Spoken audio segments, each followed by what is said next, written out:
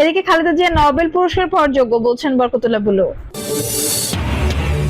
জানিয়ে দিব বিএনপি নেতা ফজলুর রহমানকে শোকজ।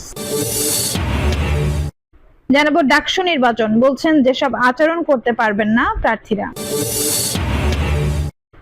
এবং সর্বশেষ জানাবো 70% মানুষ সরকারের কর্মকাণ্ডের বিরোধী, বলছেন জিএম কাদের। দর্শক শুনছিলেন সংবাদ শিরোনাম, এখন বিস্তারিত। এদিকে খালেদা জিয়া নোবেল পুরস্কার পাওয়ার যোগ্য বলছেন Barkatullah Bulu. BNP chairperson Khaleda Zia Nobel পুরস্কার পাওয়ার যোগ্য বলে মন্তব্য করেছেন দলটির ভাইস চেয়ারম্যান বরকতুল্লাহ বুলু। আজ রোববার দুপুরে কুমিল্লার বুড়িচং উপজেলা বিএনপির সম্মেলনে প্রধান অতিথির বক্তব্যে তিনি এই মন্তব্য করেন। উপজেলা সদরের বুড়িচং এরশাদ ডিগ্রি কলেজ মাঠে অনুষ্ঠিত সম্মেলনে বরকতুল্লাহ বুলু বলেন, একটি কথা না বললেই নয়, বেগম খালেদা জিয়া নোবেল প্রাইজ পাওয়ার যোগ্য। কারণ আজকে গ্রাম বাংলার মা বোনদের পরিবর্তন ও সাংস্কৃতিক যে পরিবর্তন হয়েছে, এর একমাত্র কারণ খালেদা জিয়া।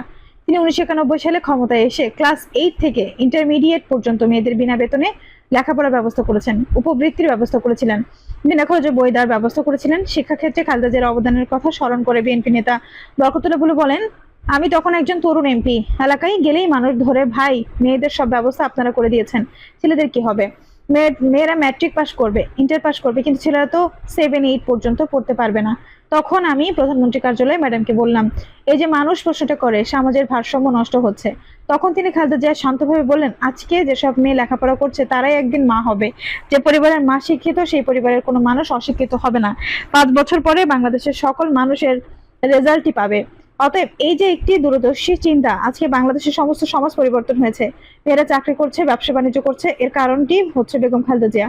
বরকতুল্লাহ বুলু আরো বলেন, সাবেক প্রধানমন্ত্রী আরেকটি কথা বলতেন, যে পরিবারের একটি সন্তান জন্মগ্রহণ করে সেই পরিবারে 3টি গাছের চারা লাগিয়ে দেওয়ার জন্য। তাহলে লেখাপড়া করে যখন মেয়েরা উপযুক্ত হবে, তখন এই গাছ বিক্রি করে মেয়েদের বিয়েও দিতে পারবে। এটি তার যুগান্তরকারী সিদ্ধান্ত ছিল। সম্মেলনের উদ্বোধন করে বিএনপির কেন্দ্রীয় কর্মসংস্থান বিষয়ক সম্পাদক ও কুমিল্লা দক্ষিণ জেলা বিএনপির আহ্বায়ক জাকারিয়া তাহের প্রধান বক্তা ছিলেন। বিএনপির কুমিল্লা বিভাগীয় সহ সাংগঠনিক সম্পাদক মোস্তাক মিয়া, উপজেলা বিএনপির আহ্বায়ক এটি এম মিজানুর রহমান সভাপতিত্বে ও সদস্য সচিব কবির হোসেনের সঞ্চালনায় অনুষ্ঠানিত দ্বিবার্ষিক সম্মেলনে অন্যদের মধ্যে বক্তব্য দেন কুমিল্লা মহানগর বিএনপি সভাপতি উদ্বাদুল বাড়ি, কুমিল্লা দক্ষিণ জেলা বিএনপি সদস্য সচিব আশিকুর মাহমুদ, যুগ্ম আহ্বায়ক আমিরুজ্জামান আমির প্রমুখ। বিএনপি নেতা ফজলুর রহমানকে শোকজ। জুলাই আগস্ট গণঅভ্যুত্থান নিয়ে ক্রমাগত বিতর্কিত বিভ্রান্তিকর মন্তব্য করায় বিএনপি চেয়ারপারসন উপদেষ্টা অ্যাডভোকেট ফজলুর রহমানকে কারণ দর্শানোর নোটিশ দেওয়া হয়েছে।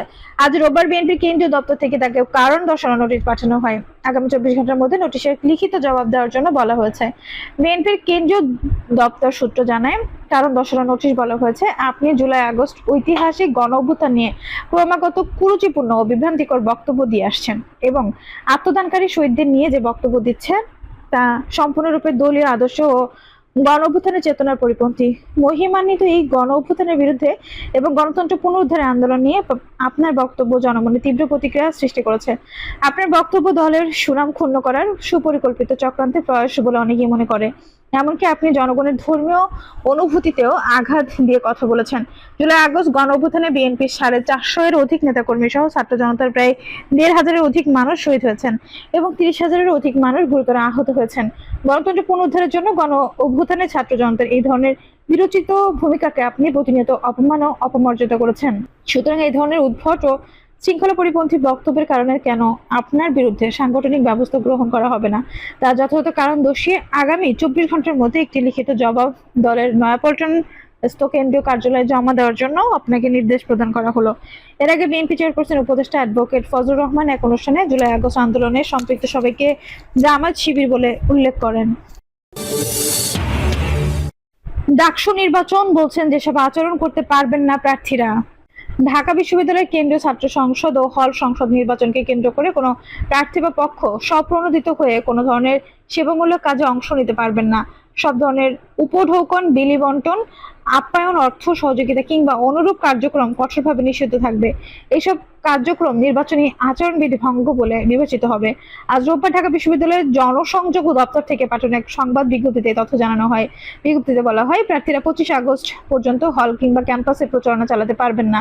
নির্ধারিত সময় অনুযায়ী 26 আগস্ট থেকে আগামী 7 সেপ্টেম্বর রাত 11টা পর্যন্ত ব্যক্তি অথবা সংগঠনের পরিচয় হল পরিচয়ে হল কিংবা ক্যাম্পাসে প্রচারণা কার্যক্রম চালানো যাবে। তবে এই সময়ের মধ্যে সামাজিক আর্থিক সেবামূলক সহযোগিতা বা কার্যক্রম পরিচালনা, মজলিস, মাহফিল আয়োজন কিংবা ধর্মীয় প্রতিষ্ঠান বা প্রাঙ্গণে প্রচার চালানো নিষিদ্ধ থাকবে। এসব কর্মকাণ্ড আচরণবিধি লঙ্ঘন হিসেবে গণ্য হবে এবং নির্বাচন আচরণ বিধিমালা এর ধারা 17 অনুযায়ী শাস্তিযোগ্য অপরাধ হিসেবে বিবেচিত হবে। ঢাকা বিশ্ববিদ্যালয়ের কেন্দ্রীয় ছাত্র সংসদ ও হল সংসদ নির্বাচন 2025 সুষ্ঠুভাবে সম্পন্ন করা এবং সাইবার বুলিং প্রতিরোধের লক্ষ্যে বিশ্ববিদ্যালয় প্রশাসন কয়েকটি পদক্ষেপ গ্রহণ করেছে বলেও জানানো হয় বিজ্ঞপ্তিতে। এতে বলা হয়, বিশ্ববিদ্যালয় প্রশাসন বাংলাদেশ টেলিযোগাযোগ নিয়ন্ত্রণ কমিশনের চেয়ারম্যানের কাছে চিঠি পাঠিয়েছে।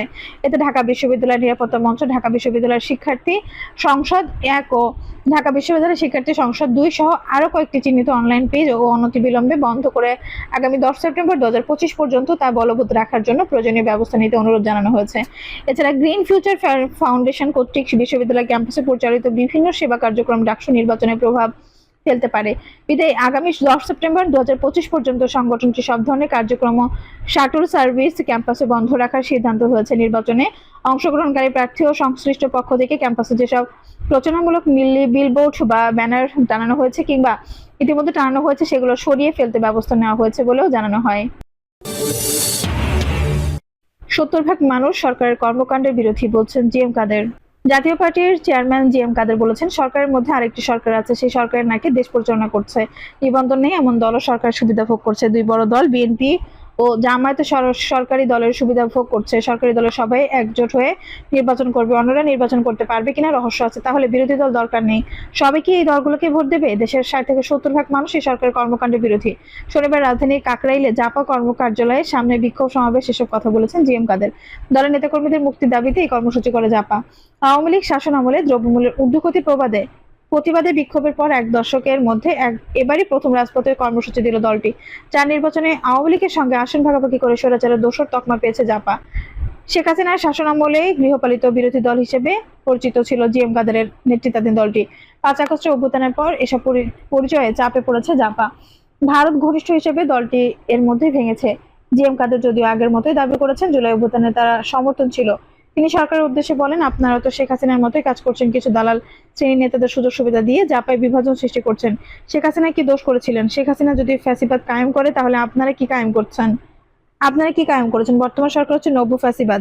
জাপার মিছিল প্রেস ক্লাবের সামনে শেষ হয়। এতে দলের মহাসচিব ব্যারিস্টার শামীম হায়দার পাটোয়ারি সহ জ্যেষ্ঠ নেতারা অংশ নেন।